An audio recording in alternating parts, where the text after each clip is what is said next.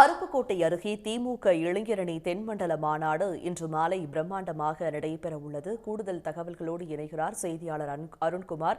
அருண்குமார், இந்த இளைஞரணி மாநாட்டில் எத்தனை பேர் வருவார்கள் என்று எதிர்பார்க்கப்படுகிறது? அங்கு மேற்கொள்ளப்பட்டுள்ள பிரத்யேக ஏற்பாடுகள் எல்லாம் என்னென்ன விவரங்கள்? வணக்கம்.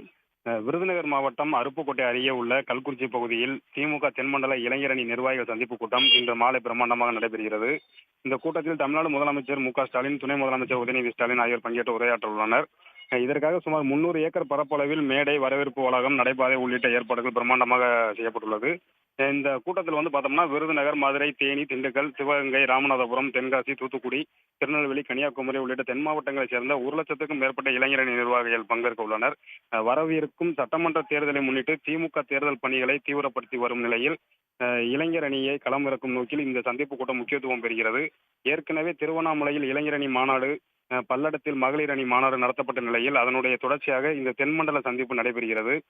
கூட்டத்திற்கு தமிழ்நாடு நிதி அமைச்சர் தங்கம் தென்னரசு வரவேற்று பேசுகிறார். மேலும் அமைச்சர்கள், நாடாளுமன்ற உறுப்பினர்கள், சட்டமன்ற உறுப்பினர்கள், மாவட்ட செயலாளர் உள்ளிட்ட கலந்து கொள்ள இருக்கின்றனர். இளைஞரணி நிர்வாகிகளுக்கு சீருடை மற்றும் புகைப்படத்துடன் கூடிய அடையாள அட்டைகள் வழங்கப்படுகின்றன. கூட்டம் நடைபெறும் பகுதி மற்றும் அதனை சுற்றி 30 கிலோமீட்டர் தூரம் முழுவதும் திமுக இருவண்ண கொடிகள் பறக்க விடப்பட்டுள்ளது. இரவு நேரத்தில் விழா கோலம் பூண்ட வகையில் லைட் அலங்காரங்களும் அமைக்கப்பட்டுள்ளது. முதல்வர் மு.க.ஸ்டாலின் நுழைவாயிலிருந்து மேடைக்கு ரேம்ப் வாக் வழியாக நடந்து செல்லும் வகையில் சிறப்பு வரவேற்பு ஏற்பாடுகளும் செய்யப்பட்டுள்ளன. கூட்டத்தில் பங்கேற்கும் நிர்வாகிகளுக்கு தண்ணீர், பிஸ்கட், கடலை மிட்டாய், இனிப்பு, காரம் உள்ளிட்ட அடங்கிய பைகள் வழங்கப்பட்டுள்ளது.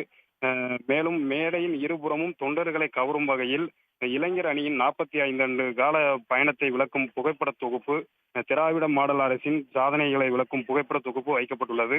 இந்த கூட்டத்தில் பாதுகாப்பு பணிக்காக சுமார் 3500 போலீசார் பாதுகாப்பு பணியில் ஈடுபட்டுள்ளனர்.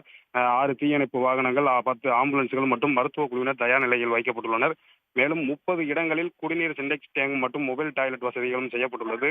திமுக தென்மண்டல பொறுப்பாளராக உள்ள நிதியமைச்சர் தங்கம் தென்னரசு தனது சொந்த மாவட்டத்தில் இந்த சந்திப்பை மிக சிறப்பாக நடத்த ஏற்பாடு செய்யப்பட்டுள்ளார். மொத்தத்தில் விருதுநகரில் நடைபெறும் இந்த திமுக இளைஞரணி தென்மண்டல நிர்வாகிகள் சந்திப்பு கூட்டம் அரசியல் உற்சாகம், சிறப்பான ஏற்பாடுடன் முக்கிய அரசியல் நிகழ்வாக அமைந்துள்ளது.